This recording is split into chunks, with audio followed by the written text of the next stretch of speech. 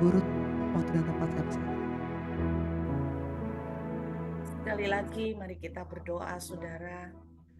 Kami mengucap syukur, kami percaya Tuhan ada di tempat kami masing-masing. Kami percaya kemahahadiran Tuhan tidak membatasi kami semua.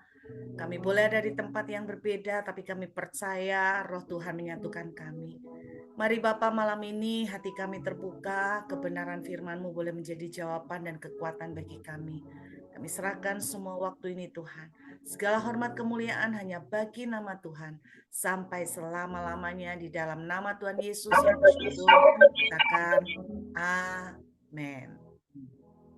Puji Tuhan. Shalom Bapak Ibu, apa kabar semuanya? Puji Tuhan. Ini tanda bahwa suara saya terdengar jelas ya. Puji Tuhan.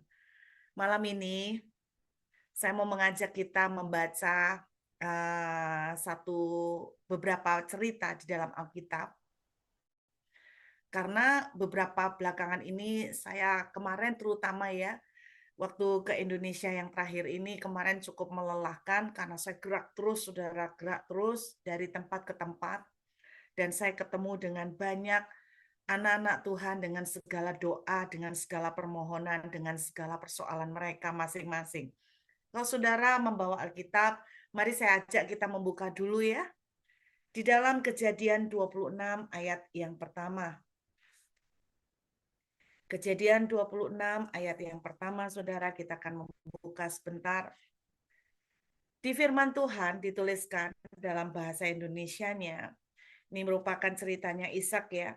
Maka timbullah kelaparan di negeri itu. Ini bukan kelaparan yang pertama yang telah terjadi dalam zaman Abraham. Sebab itu Ishak pergi ke Gerar kepada Abimelekh, raja orang Filistin. Saudara, kata maka timbullah. Nah, itu di dalam bahasa Inggris dituliskan kemudian terjadilah. Kata kelaparan di sini saya seringkali membacakan bahwa ini bahasa aslinya adalah masa kekeringan yang sangat panjang. Jadi kalau diterjemahkan kemudian terjadilah, ya kan? Saudara, dalam hidup kita kadang-kadang apa yang kita hadapin tidak bisa kita prediksi sebelumnya. Ada yang tadinya baik, tiba-tiba kemudian tahu-tahu kondisi jadi berubah. Saya masih ingat sebelum COVID terjadi ya, ada banyak sekali anak-anak Tuhan, jemaat-jemaat Tuhan, yang mereka itu punya rencana yang luar biasa, bahkan mengeksekusi mereka membangun bisnis-bisnis baru. Salah satu bisnis baru yang mereka bangun adalah sebelum COVID terjadi ya, hotel budget dan travel agent. Saya masih ingat begitu banyak anak-anak Tuhan gerudukan ya saudara, mulai membangun usaha travel agent sama hotel budget. Tidak pernah diduga, baru bikin, baru mungkin launching, happy-happy ya. Tidak pernah menyangka 2020 kita juga tidak pernah mikir tiba-tiba COVID berubah sama sekali. Yang tadinya dengan banyak harapan bahwa usahanya akan jalan, ke depan ekonomi akan lebih baik, tahu-tahu langsung ketutup seperti itu di awal tahun 2020. Dan bukan hanya mereka, sebetulnya cukup banyak yang juga mengalami akibat dari COVID yang tiba-tiba bisnis mereka anjlok. Beberapa yang mungkin usaha yang tidak anjlok antara lain mungkin usaha obat ya tiba-tiba naik cepat sekali. Kita itu tidak pernah bisa membayangkan ya Bapak Ibu, ada waktu kadang-kadang kita ini keadaan baik, tiba-tiba sesuatu terjadi, keadaan tahu-tahu terbalik. Seminggu yang lalu saya ketemu sepasang suami istri yang 2018-19 itu mereka berdua cerita bahwa tahun-tahun itu merupakan tahun puncak kesuksesannya mereka.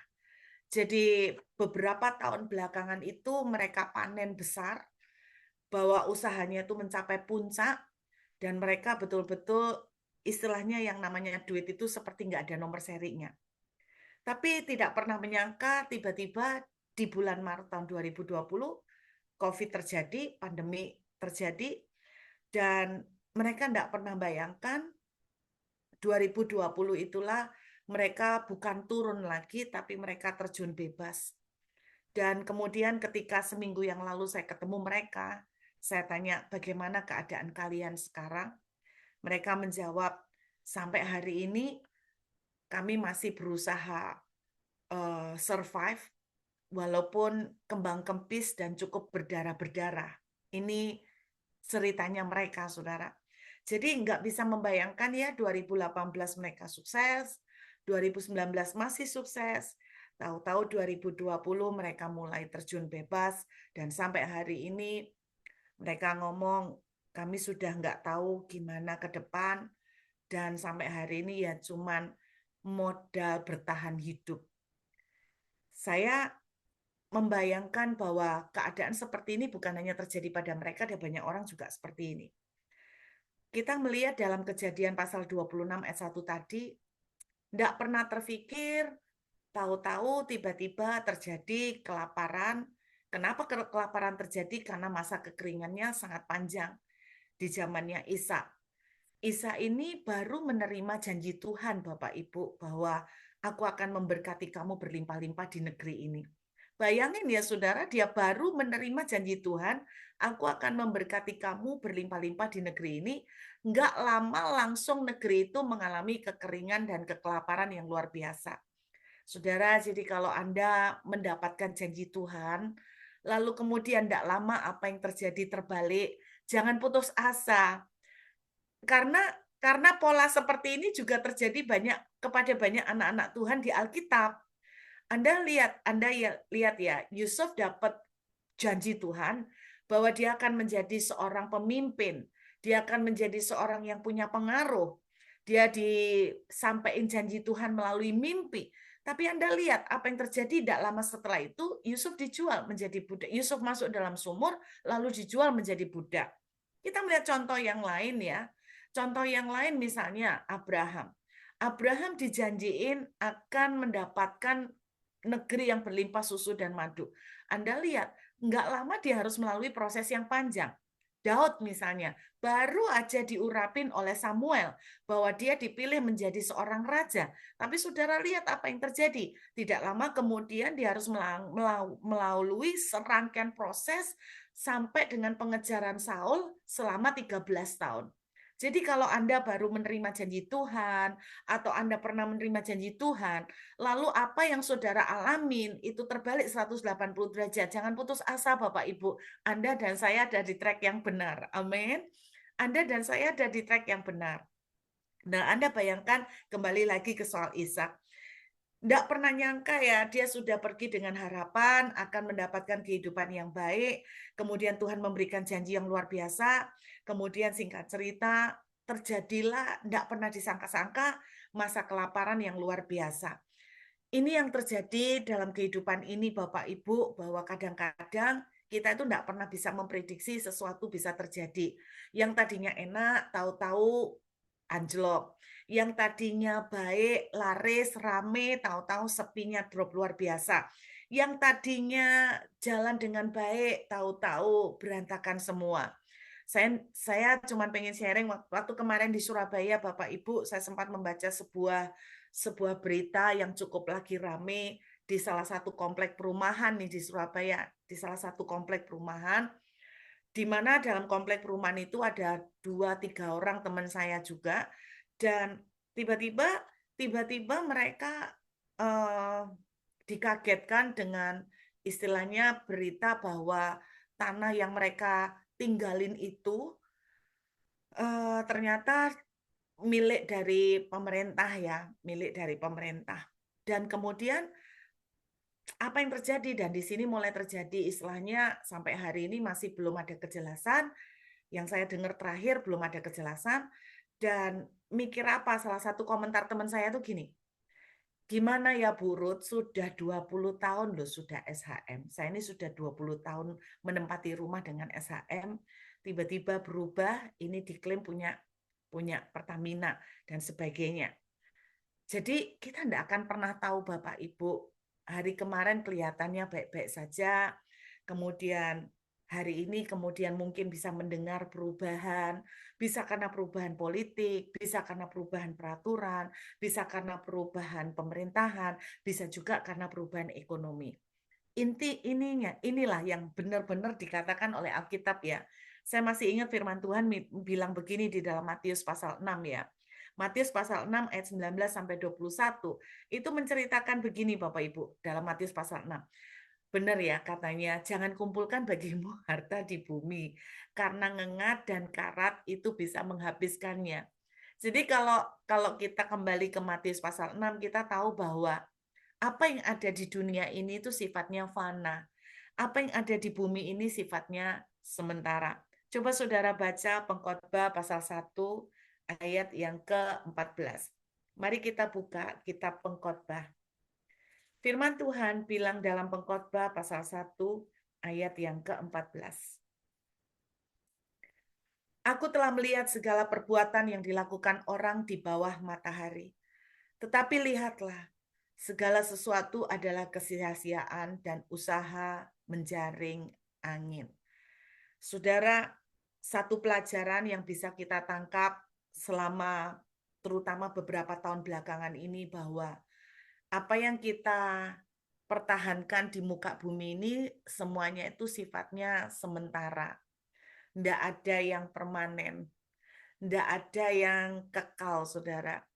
Yang tadi pekerjaan baik, tiba-tiba bisa jadi tidak enak. Yang tadi tabungannya bagus, tiba-tiba sesuatu terjadi dalam waktu singkat tabungan bisa habis. Yang tadinya usahanya berjalan dengan baik, dengan banyak harapan-harapan ke depan akan membangun cabang, akan memperluas, tapi tiba-tiba sesuatu berubah, kemudian yang tadinya diplanningkan berantakan semua. Ini yang dikatakan oleh kitab Pengkhotbah, semuanya itu hanya sia-sia. Coba sekali lagi kita lihat Pengkhotbah pasal 3 ayat 1.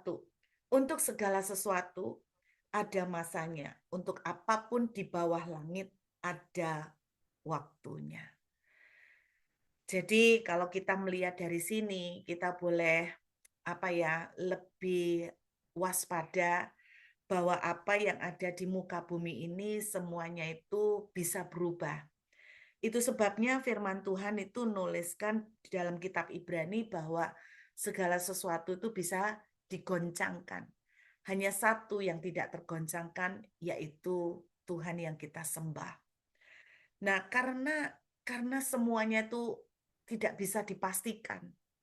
Semuanya bahasa Jawanya itu tidak bisa dijaga, no ya katanya orang. Nggak bisa diandalkan. Deposito tadinya baik-baik, tiba-tiba mungkin sesuatu terjadi, sakit dan sebagainya, tahu-tahu harus dikerok habis dan sebagainya. Saudara, ini hal-hal yang kita tidak pernah prediksi ke depan.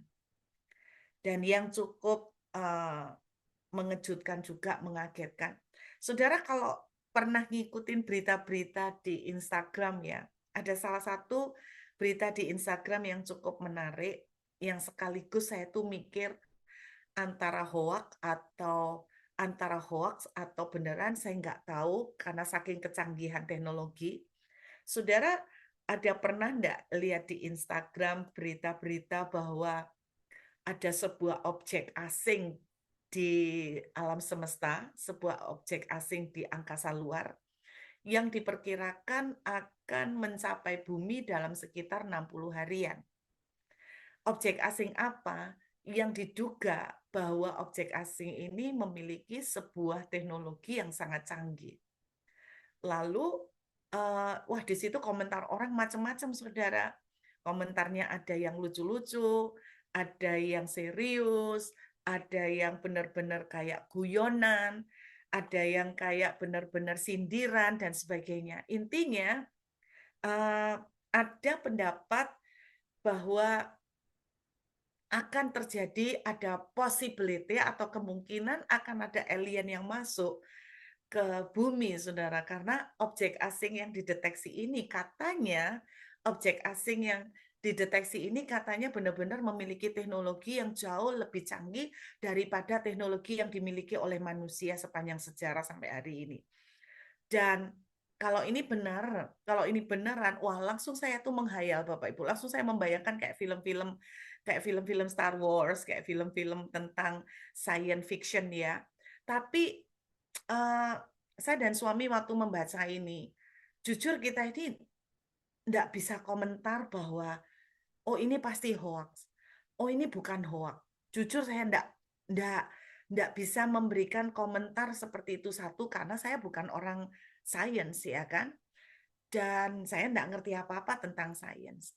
Dan yang kedua alasan saya nggak bisa komentar karena saya tuh mikir gini loh, gimana kalau beneran itu ternyata beneran ada makhluk alien atau dan sebagainya. Saya tuh coba mulai ngayal gitu ya, coba mulai membayangkan apa yang akan terjadi kalau memang itu seperti itu, sampai diperingatkan sama Elon Musk bahwa kita mesti hati-hati dengan yang namanya uh, kebinasaan umat manusia. Wah, saya membayangkan, enggak tahu, tapi intinya ada yang sampai tanya sama saya, Bu Ruth, bener enggak bahwa berita dari Elon Musk ini hoax atau enggak? Saya enggak tahu.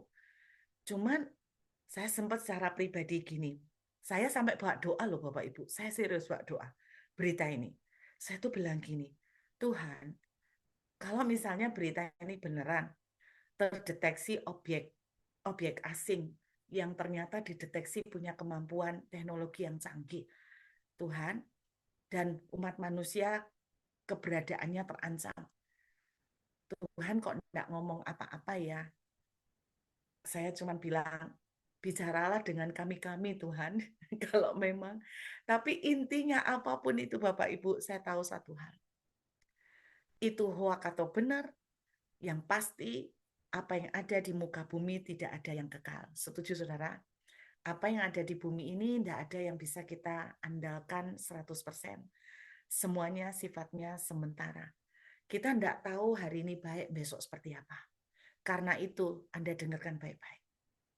Pada waktu saya dengar berbagai macam berita, baik tentang kondisi Indonesia, peraturan pemerintah, keadaan ekonomi, banyak pemihakkaan, saya cuma satu hal batin di dalam hati saya. Kita ini butuh Tuhan. Kita ini tidak tahu apa yang akan terjadi di depan. Karena itu semua kejadian di sekeliling kita sekarang seharusnya semakin menyadarkan saudara dan saya bahwa kita ini tidak bisa jalan tanpa Tuhan. Amin. Kita mau berita apapun, mau alien itu benar ada atau enggak, mau ekonomi itu seperti apa perubahannya, apapun yang akan terjadi, kita butuh betul-betul jalan sama Tuhan. Amin, saudara. Kita butuh yang namanya intervensi Tuhan. Kalau nanti ada sesuatu perubahan lagi mempengaruhi ekonomi kita, kita tetap butuh intervensi Tuhan. Kalau ada apa-apa yang akan di depan, kita tidak bisa jalan sendiri. Amin, saudara. Karena kita terbatas. Kita butuh intervensi Tuhan. Kenapa saya bilang kita butuh intervensi Tuhan? Jawabannya simpel. Sebelum kita kenapa butuh intervensi Tuhan, saya mau tunjukkan pada Bapak Ibu, coba buka 1 Raja-Raja 18, sebuah cerita yang sangat saya sukain ya. 1 Raja-Raja 18, ketika pertama kali mau COVID, saudara, pada waktu kita terkunci, ini ayat yang diberikan oleh Tuhan di awal tahun 2020. 1 Raja-Raja pasal 18, saudara. 1 Raja-Raja 17, sorry. 1 Raja-Raja 17, mulai dari ayat yang pertama. Lalu berkatalah Elia, orang Tisbe dari Tisbe Gilead kepada Ahab, demi Tuhan yang hidup, Allah Israel yang kulayani, sesungguhnya tidak akan ada embun atau hujan pada tahun-tahun ini, kecuali kalau kukatakan. Sama seperti dalam Kejadian 26 ayat 1, tiba-tiba terjadi hujan tidak akan muncul. Dan saudara, yang namanya kalau di Timur Tengah sama sekali tidak ada hujan, bukan 1-2 bulan saudara, bisa tahunan. Dan itu sebabnya di dalam Kejadian 26 bisa terjadi kelaparan yang parah. Dan di dalam 1 Raja-Raja 18, itu sebabnya terjadi masa kekeringan dan sampai kelaparan. Bumi ini sifatnya fana. Kita tidak pernah tahu apa yang akan berubah. Tapi satu hal ini akan saya tunjukkan kepada saudara. Disinilah apapun yang terjadi di bumi, cuaca bisa berubah, kondisi tanah bisa berubah, tapi kalau Tuhan ada ikut campur, semuanya akan luar biasa. Amin. Anda lihat cerita ini, di sini saya dan saudara jelas melihat ada campur tangan Tuhan di dalamnya. Setuju ya? Campur tangan Tuhan dalam hal apa? Anda perhatikan, Elia di tengah kondisi kekeringan dan kelaparan, justru dia mendapatkan pemeliharaan yang sangat luar biasa di luar standar, yaitu dapat steak sehari 2 kali. Orang-orang Israel secara normal pada umumnya, mereka makan gandum, saudara.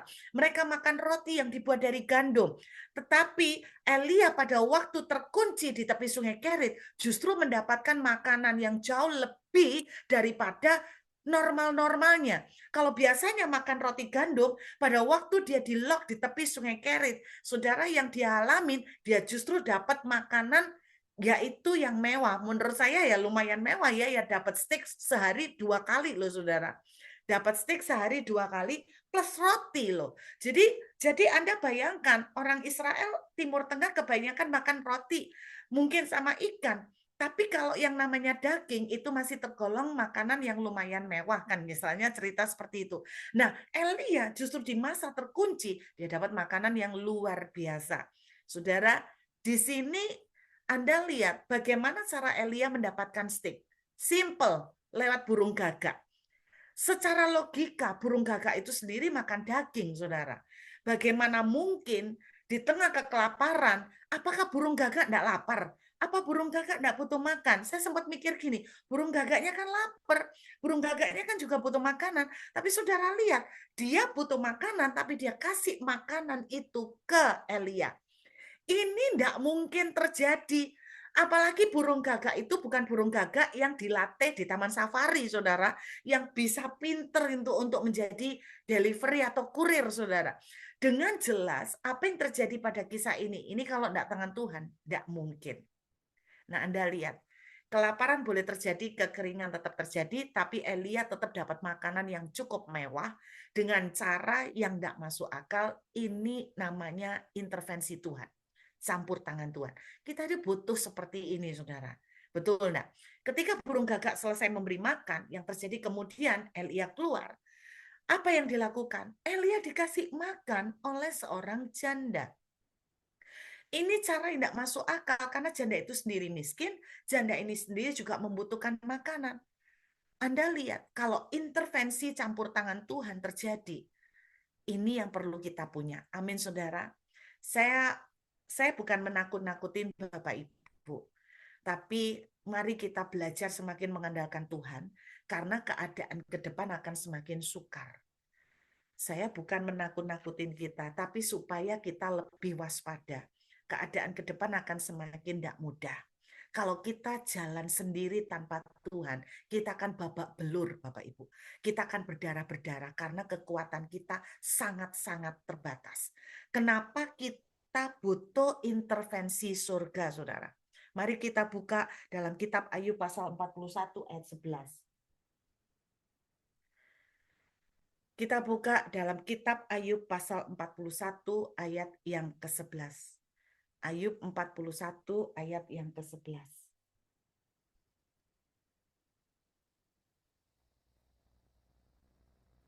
Sudah dapat Bapak Ibu? Ayub 41 ayat yang 11. Coba dilihat ayat sebelahnya. Firman Tuhan itu mengatakan dalam kitab Ayub bahwa segala sesuatu yang ada di muka bumi ini adalah kepunyaan Tuhan. Ayub pasal yang ke-41. Kita lihat ayat yang, saya keliru saya keliru ambil firman ya. Oke, intinya dari ayat ini, coba ada yang mungkin bisa bantu saya menemukan. Segala sesuatu itu adalah milik kepunyaan Tuhan. Coba kita lihat, ada yang bisa menemukan Ayub berapa? Mungkin ada yang bisa mendapatkan.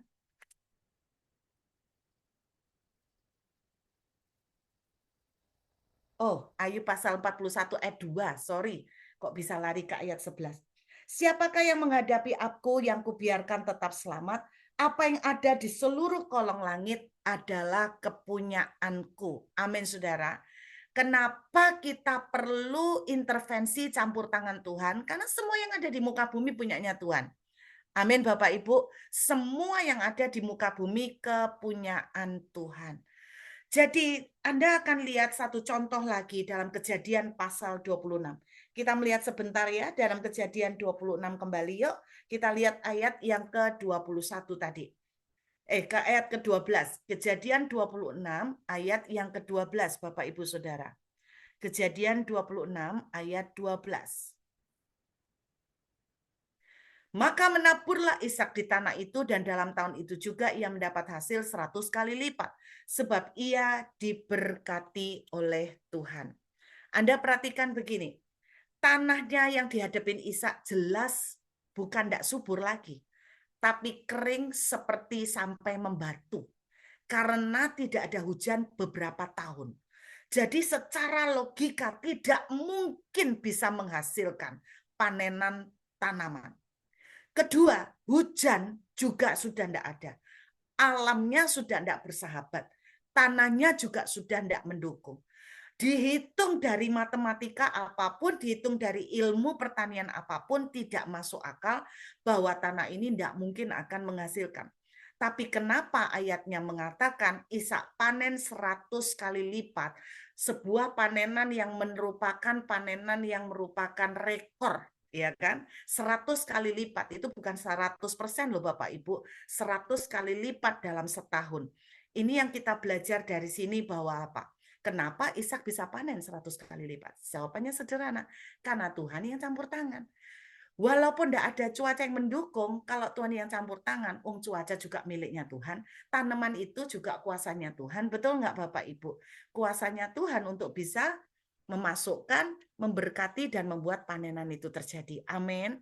Ini yang kita perlukan di hari-hari ke depan Bapak Ibu. Saya sungguh berharap bahwa apapun yang akan terjadi di depan kita benar-benar berjalan dengan Tuhan. Nah, pertanyaannya adalah begini. Pertanyaannya gini, kenapa kita ini supaya bisa mengalami intervensi Tuhan? Apa yang harus kita lakukan? Bagaimana intervensi surga itu terjadi? Saya suka pakai bahasanya heaven on earth. Hidup kita ada di bumi, tapi kita tetap ngalamin surga. Di bumi ada krisis, tapi aneh ada persediaan Tuhan yang luar biasa. Amin, saudara. Di bumi cuacanya tidak mendukung, tapi aneh kita bisa mengalami panenan secara ajaib. Di bumi ini tanahnya kering, tapi kita bisa diberkatin. Kenapa? Cuman satu jawabannya, karena Tuhan yang memberkatin. Setuju Bapak Ibu? Karena tangan Tuhan yang memberkatin. Sekarang saya akan tunjukkan pada Bapak Ibu sebuah hal yang sangat krusial yang tidak boleh kita lupakan. Buka kitab Hagai pasal 1 ayat 5 sampai dengan ayat yang ke-6. Kitab Hagai pasal 1 ayat yang ke-5 sampai dengan ayat yang ke-6. Oleh sebab itu, beginilah firman Tuhan semesta alam. Perhatikanlah keadaanmu. Perhatikan, kata perhatikan keadaanmu. Ini berarti sebuah seruan yang serius loh. Lihatan keadaanmu. Keadaan seperti apa? Yuk kita baca ayat 6. Anda lihat ayat 6. Kamu menabur banyak, tapi membawa pulang hasil sedikit. Ada nggak di antara saudara yang kerjanya sudah setengah mati nih Bu, tapi hasilnya habis aja. Nah, mungkin ini keadaan saudara. Kamu makan tetapi tidak sampai kenyang. Kamu minum tetapi tidak sampai puas. Lalu ayat berikutnya kamu berpakaian tetapi kamu tidak merasa panas. Saudara, Anda perhatikan di ayat yang ke-7. Berarti apa? Kamu kerja ngoyo, kerja setengah mati, tapi engkau tidak mendapatkan gitu kan. Kamu kerja susah payah, tapi kamu tidak mendapatkan hasil. Kalau ada di antara saudara mungkin bilang begini, aku ini sudah kerja loh Bu, aku ini sudah berusaha bikin bisnis, tapi kok enggak ada yang jalan. Aku ini sudah bikin usaha, tapi kok gagal terus. Nah, kita akan lihat. Kalau ini keadaan saudara, berarti apa? Enggak ada intervensi surga terjadi. Kita akan melihat apa alasannya, kenapa ini bisa terjadi. Yuk kita baca lagi. ayat yang ke-6 masih ayat ke-6. Kamu berpakaian tetapi badanmu tidak sampai panas. Dan orang yang bekerja untuk upah, ia bekerja untuk upah yang ditaruh dalam pundi-pundi yang berlobang. Beginilah firman Tuhan semesta alam, perhatikanlah keadaanmu. Tuhan memerintahkan saudara dan saya untuk memperhatikan keadaan. Kenapa ini semua terjadi? Iya kan? Coba kita lihat ayat yang ke-8. Jadi, naiklah ke gunung, bawalah kayu, bangunlah rumah itu, maka aku akan berkenan kepadanya dan akan menyatakan kemuliaanku di situ. Demikianlah firman Tuhan. Perhatikan ayat 9, saudara. Kamu mengharapkan banyak, tetapi hasilnya sedikit. Nah, ini banyak yang mungkin dialami teman-teman ya. Dan ketika kamu membawanya ke rumah, aku menghembuskannya. Oleh karena apa? Demikianlah firman Tuhan semesta alam. Oleh karena rumahku yang tetap menjadi reruntuhan. Sedangkan kamu masing-masing sibuk dengan urusan rumahnya sendiri. Saudara, Anda melihat contoh ya, tanah boleh kering. Tapi kalau Tuhan yang intervensi atau ikut campur, seperti Ishak, panen 100 kali lipat. Anda lihat di kitab 1 Raja-Raja, boleh terjadi terkunci, tapi Elia tetap dikasih persediaan makanan. Siapa yang melakukan? Intervensi Tuhan. Bagaimana intervensi Tuhan bisa terjadi? Sebetulnya simple. Kalau Anda baca di kitab Hagai, ini adalah gambaran kata Hagai, kamu tuh menabur banyak tapi nuai sedikit. Kamu makan tapi tidak sampai kenyang. Kamu minum tidak sampai puas. Kamu menghasilkan tapi upahmu itu seperti bolong terus. Jadi ada udah dapetin tapi bulan itu ada aja pengeluaran habis. Nah, ibarat orang tuh kayak ada belalang pelahap ya kan? Kenapa? Apa yang kita kerjakan dengan kekuatan kita ini semuanya akhirnya habis. Sederhana sebetulnya. Karena semua yang namanya kekuatan kita terbatas. Amin, saudara. Semua kekuatan, kemampuan, kepintaran, pengalaman saudara dan saya terbatas.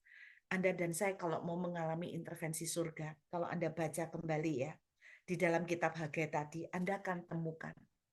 Kenapa Tuhan bilang, kamu mengerjakan banyak, tapi kamu tuh mendapatkan hasil yang sedikit. Jawabannya sederhana. Karena kamu nggak bangun rumahnya Tuhan. Yang kamu sibuk bangun rumahmu sendiri. Maksudnya apa? Kamu sibuk pakai kekuatanmu sendiri. Kamu ngoyo pakai kekuatanmu sendiri. Kamu tidak pernah melibatkan Tuhan. Bahasa sederhana saya adalah begini.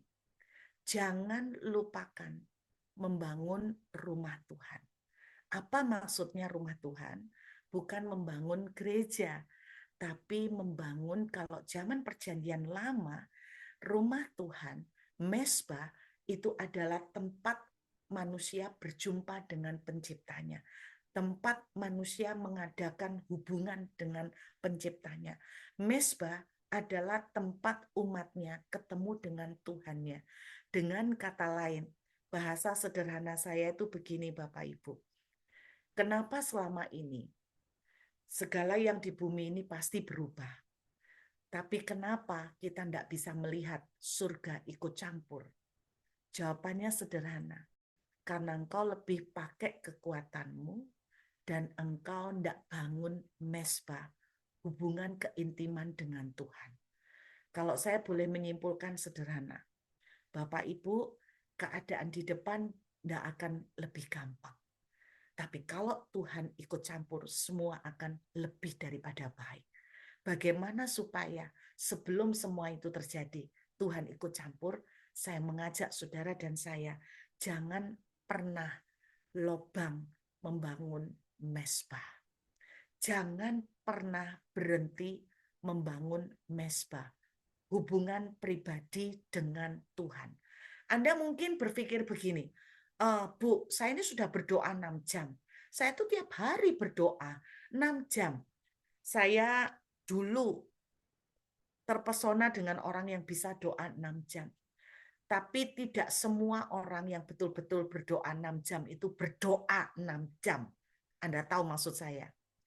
Kenapa? Karena seringkali saya temukan ada beberapa teman yang doanya 6 jam, tapi dia jujur cerita sama saya dalam 6 jam berdoa, dia lebih banyak ngelamunnya daripada berdoanya. Jadi membangun hubungan dengan Tuhan bukan ditentukan berapa jamnya Bapak Ibu, tapi ditentukan seberapa hatinya itu menyentuh hati Tuhan. Anda lihat, ingat perempuan pendarahan 12 tahun. Ada banyak orang di sekitar Yesus yang menjamah Yesus lebih keras daripada perempuan ini. Mungkin bahkan mendesak Yesus, bahkan nyenggol Yesus lebih keras daripada perempuan ini. Tetapi tidak ada yang menarik kuasa Tuhan. Hanya seorang perempuan pendarahan 12 tahun yang menyentuhnya pun sangat-sangat terlalu lemah. Karena Alkitab mengatakan dia cuma berhasil menyentuh benangnya baju Yesus. Berarti sentuhannya sangat lemah. Tapi kenapa perempuan ini bisa menarik surga turun? Kenapa perempuan ini bisa menarik kuasa surga terjadi dalam hidupnya? Sederhana, bukan soal kekuatannya memegang Tuhan, tapi soal hatinya yang menyentuh dengan hati Tuhan. Saya terinspirasi dengan seorang hamba Tuhan, seorang Romo lebih tepatnya.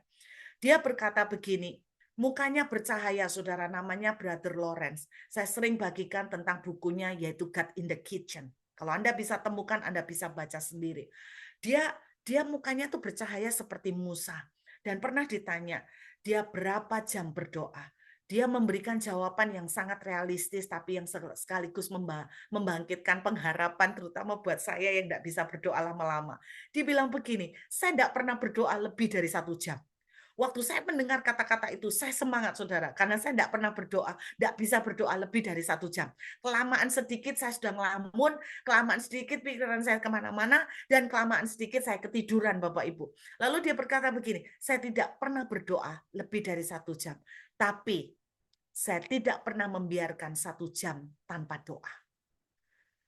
Waktu saya dengar ini, gimana tidak bisa membiarkan 1 jam tanpa doa? Berarti penangkapan saya tiap jam doa loh Bapak Ibu. Tiap jam doa. Walaupun sekali doa, bukan 1 jam. Saya baca lagi bukunya. Bagaimana cara orang ini berdoa? Dia bercerita begini. Saya justru sering ketemu Tuhan, bukan di ruang doa. Kan Romo Katolik biasa dibiarakan. Saya ketemu Tuhan, bukan di ruang doa. Bukan di chapel. Tapi saya sering ketemu Tuhan di dapur.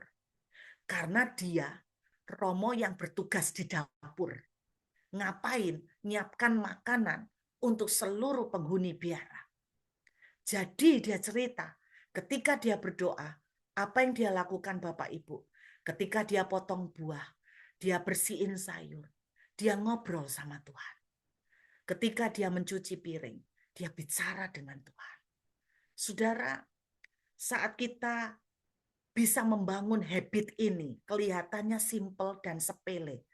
Bukankah Yohanes pasal 15 mengatakan begini, di luar aku, kamu tidak bisa berbuat apa-apa. Saya berpikir cara doa yang diajarkan Brother Lawrence ini lebih masuk dengan Yohanes 15. Di luar aku, kamu tidak bisa berbuat apa-apa. Saudara dan saya diumpamakan seperti carang anggur, betul kan? Yesus pokok dan kita carangnya. Dan Alkitab menuliskan carang ini harus tetap melekat dengan pokok, maka dia bisa berbuah. Pertanyaan saya, bagaimana cara carang ini menempel dalam kehidupan sehari-hari? Kan saudara dan saya tidak mungkin 24 jam di kamar, terus tidak kerja, tidak makan, supaya nempel terus. Ketika saya mendengar tentang cara berdoa yang diajarkan oleh Romo ini, saya jadi teringat bahwa ini lebih masuk untuk dipraktekkan seperti Yohanes 15. Setiap jam kita membangun hubungan dengan Tuhan. di mobil, di jalan, waktu Anda masak, waktu Anda kerja, waktu Anda menyetir mobil, enggak harus sambil merem. Siapa juga yang mengajarin bahwa kita berdoa diwajibkan untuk merem, saudara? Enggak kan? Jadi Anda bisa bayangkan, sebetulnya Yohanes 15, di luar aku kamu tidak dapat berbuat apa-apa. Itu artinya saudara dan saya harus sepanjang waktu bisa nempel dengan Tuhan. Saya percaya kondisi ke depan sulit apapun, kalau kita tetap tinggal dengan Tuhan, kita akan tetap berbuah loh Bapak Ibu. Sarang yang tetap nempel pada pokok akan menghasilkan buah. Saudara ingat baik-baik, sarang tidak bisa menghasilkan buah sendiri. Carang pokoknya nempel sama pokok, carang itu tempat buah itu gandol, ya kan? Tempat buah itu tergantung. Saudara dan saya tidak bisa menghasilkan mujizat sendiri. Tapi ketika saudara dan saya nempel dengan pokoknya, mujizat itu bonus. Amin, saudara. Ketika saudara saya dan saya nempel dengan Tuhan, keadaan kekeringan boleh terjadi seperti zaman Ishak. Tanah dan cuaca tidak mendukung. Tapi Anda akan menemukan Tuhan bisa ikut campur, lalu muncul berkat panenan. Saudara, saya pernah dengar seorang cerita luar biasa tentang doa. Ada seorang hamba Tuhan. Dia ini kalau doa itu sederhana sekali, Bapak. Di mobil, cara doanya cuma sederhana. Di mobil, ya tidak merem. Dia sebentar-sebentar bilang, haleluya. Yesus, terima kasih Bapak. Terima kasih Tuhan. Itu doa. Beberapa hari lalu ketika saya di Surabaya, saya pelayanan di sebuah persekutuan doa kecil. Ada seorang ibu kesaksian begini. Pada waktu dia kesaksian, itu menjadi sebuah peneguhan buat saya. Dia bilang begini, Ibu Ruth percaya enggak bahwa sebelum COVID itu usaha saya kan jalan. Terus setelah COVID, usaha saya tuh masih rame, Bu. Orang bilang COVID itu banyak usahanya turun drastis. Tapi usaha saya itu aneh, Bu. Usaha saya itu dia bilang usahanya itu alfalan. Alfalan itu apa ya? Pokoknya besi-besi gitulah. Kira-kira kayak gitulah Bapak Ibu. Alfalan gitu kayak. Terus kemudian dia bilang, itu rame. Terus enggak berhenti-berhenti sampai membludak, Bu Ruth. Terus dia tuh cerita gini. Tapi aneh, Bu Ruth. Kira-kira setahun lalu drop drastis. Berat sekali. Berat sekali. Marketingnya lebih militan. Cara yang saya pakai bahkan lebih maju dari sebelumnya. Saya sampai bingung kenapa seperti ini. Singkat cerita, Tuhan ingatkan gini. Nah, kamu tuh lo dulu sering nyembah sama aku. Kamu tuh lo dulu sering nempel sama aku. Aku kangen sama kamu, nak. Kemana kamu yang dulu? Dia cuma diingatkan Tuhan sederhana loh Bapak Ibu. Dia bilang saya tuh dulu sering nyembah Bu. Setiap waktu tuh sering menyembah Tuhan. Masuk, saya nyembah. Saya cuma naikkan pujian, tidak minta apa-apa. Akhirnya ketika diingatkan Tuhan, saya mulai lagi lakukan kebiasaan itu. Saya tidak pernah minta diberkatin untuk pekerjaan saya. Tapi ini yang saya alami. Ketika saya memperbaiki mesbah saya, ternyata berkat itu menjadi sebuah bonus. Saya tidak pernah minta. Tapi ketika menempel dengan Tuhan, maka berkat itu pun ikut menempel. Saudara, saya mau ingatkan hari-hari ini, apapun keadaan bisa berubah. Peraturan pemerintah, kondisi ekonomi, kondisi politik, apa aja bisa mempengaruhi kehidupan kita. Satu yang saya ingin ingatkan, jangan jalan sendiri pakai kekuatan Anda. Karena kekuatan kita terbatas. Berjalanlah dengan Tuhan. Bagaimana cara kita berjalan dengan Tuhan? Bangun mesbah. Jangan pernah sampai mesbah itu ditinggalkan. Amin Bapak Ibu. Saya berdoa apapun yang terjadi ke depan, kita akan tetap melihat pertolongan Tuhan. Ayo kita sembahyang Bapak Ibu. Kita akan siapkan hati untuk menerima perjamuan kudus. Saya persilakan, Ibu boleh minta bantuan menaikkan satu pujian. dan kita mempersiapkan. Bapak Ibu yang belum persiapan dengan perjamuan kudus boleh silakan ambil. Haleluya. Mari kita angkat pujian bersama-sama.